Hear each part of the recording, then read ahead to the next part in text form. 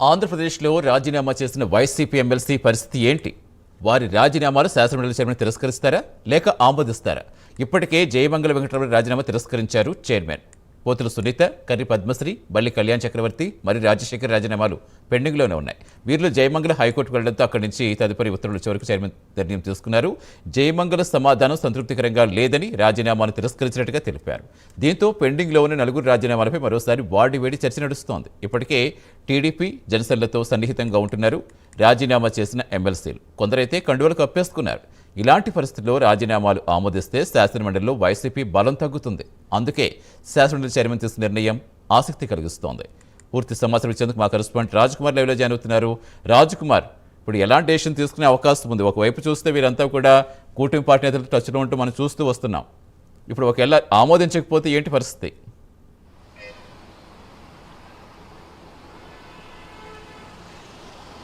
Right Satish, అంటే ముఖ్యంగా ఏదైతే ఇటు వైఎస్ఆర్ కాంగ్రెస్ పార్టీకి సంబంధించి కూడా కీలకంగా మారినటువంటి పార్టీ నేతల ఎమ్మెల్సీలకు సంబంధించినటువంటి రాజీనామా ఏదైతే ఉందో ఈ రాజీనామాలకు సంబంధించి కూడా వారి ఏదైతే వారి నిర్ణయాన్ని ఇటు స్పీకర్ ఆమోదించడం పైన ప్రధానంగా కూడా చర్చ నడుస్తూ ఉంది. మరి ఇప్పటికే ఇటు ఏదైతే వైఎస్ఆర్ కాంగ్రెస్ పార్టీకి సంబంధించి కొందరు ఎమ్మెల్సీలు ఎవరైతే ఉన్నారో వారు రాజీనామా చేసినటువంటి తరుణంలో అటు ఎమ్మెల్సీగా ఉన్నటువంటి గతంలో వైఎస్ఆర్ కాంగ్రెస్ పార్టీ మహిళా అధ్యక్షురాలుగా ఉన్నటువంటి పోతుల సునీత అటు ఆ పార్టీకి రాజీనామా చేయడం, అటు భారతీయ జనతా పార్టీకి సంబంధించినటువంటి ముఖ్య నేతలు అదేవిధంగా ఆ పార్టీకి సంబంధించిన నేతలతో సత్సంబంధాలు కలిగి ఉండటం, అదేవిధంగా ఇటు బల్లి కళ్యాణ్ చక్రవర్తి, అదేవిధంగా కర్రి పద్మశ్రీ, అదేవిధంగా మర్రి రాజశేఖర్ వీరందరూ కూడా తెలుగుదేశం పార్టీకి సంబంధించినటువంటి నాయకులు, కార్యకర్తలందరితో కూడా సన్నిహితంగా ఉండడం, అదేవిధంగా ఆ పార్టీకి సంబంధించిన కొన్ని అధికారిక కార్యక్రమాల్లో కూడా వారు నేరుగా కూడా పాల్గొనేటువంటి ప్రయత్నం కూడా చేస్తూ వస్తున్నారు. మరి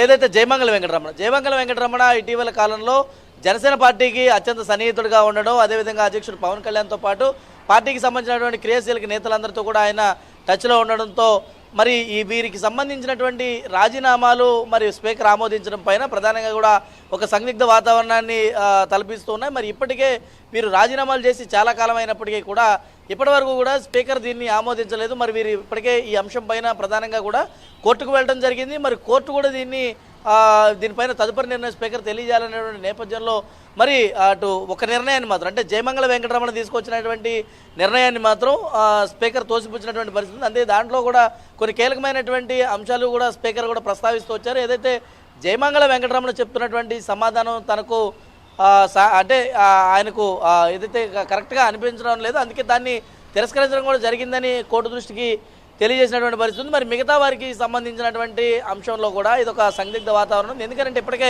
అటు దాదాపుగా ఇటు 2024లో వైఎస్ఆర్ కాంగ్రెస్ పార్టీకి సంబంధించి ఎక్కువ మంది ఎమ్మెల్యేలు గెలుపొందలేదు కాబట్టి అటు కూటమి దాదాపుగా 161 స్థానాలు దాదాపుగా కూడా కైవసం చేసుకుంది. అంటే ఈ యొక్క ఏదైతే గెలిచినటువంటి స్థానాలు ఏవైతే ఉన్నాయో అందులో 11 మాత్రమే వైసీపీకి ఉన్నాయి కాబట్టి మరి అటు శాసనసభలో ఇటు వైఎస్ఆర్ కాంగ్రెస్ పార్టీకి సంఖ్యాబలం లేదు కాబట్టి మరి ఇటు ఏదైతే శాసనమండలిలో ఆ పార్టీకి సంబంధించినటువంటి బిల్లులు ఆమోదించడంలో కావచ్చు, కొన్ని కీలకమైనటువంటి రాష్ట్రంలో జరుగుతున్నటువంటి పరిణామాలను గట్టిగా వాడివేడిగా వినిపించేందుకు వైఎస్ఆర్ కాంగ్రెస్ పార్టీ ఎమ్మెల్సీల యొక్క బలం చాలా పెద్ద ఎత్తున ఉంది. మరి అలాంటి చోట ఇప్పుడు ఎమ్మెల్సీలు రాజీనామా చేస్తే ఒకవేళ ఆ బలం తగ్గేటువంటి అవకాశం కూడా ఉంది కాబట్టి మరి దీనిపైన వైఎస్ఆర్ కాంగ్రెస్ పార్టీ ఇప్పటికే ఒక నిర్ణయానికి కూడా వస్తూ ఉంది. మరి ఇప్పటికే ఎల్ఓపిగా ఉన్నటువంటి బొత్స సత్యనారాయణ, అదేవిధంగా పార్టీకి సంబంధించినటువంటి ఎమ్మెల్సీగా ఉన్నటువంటి లేళ్ల అప్పిరెడ్డి ప్రధానంగా వీటికి సంబంధించి ఏ విధంగా చేస్తే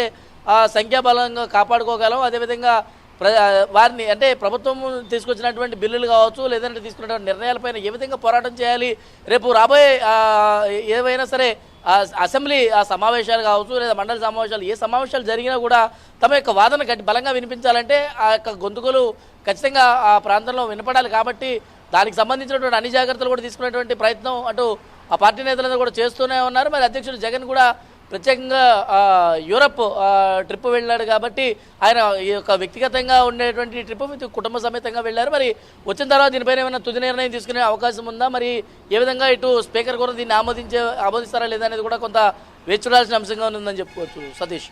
right, thank you Raj Kumar.